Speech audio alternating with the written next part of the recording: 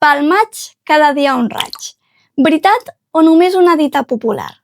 En català tenim molts refranys del temps, però si viatgem una mica veurem que no som els únics.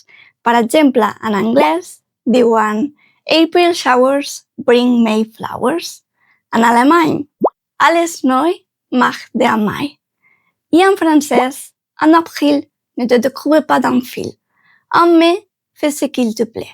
Diferents maneres de rimar per transmetre una mateixa idea. La primavera és una estació variable i el mes de maig un mes de transició, perquè el sol comença a escalfar més i afavoreix que es formin aquestes grans nuvolades i que tinguem ruixats de tarda que són irregulars però molt freqüents. A més, amb el canvi climàtic aquesta variabilitat s'està fent més marcada, així que espero que no ens faci falta mai dir pel maig ni un raig. A casa nostra, de moment, continuarem amb aquest temps variable, amb estones de sol i ruixats i tempestes de tarda. Així que sembla que s'està complint la dita que diu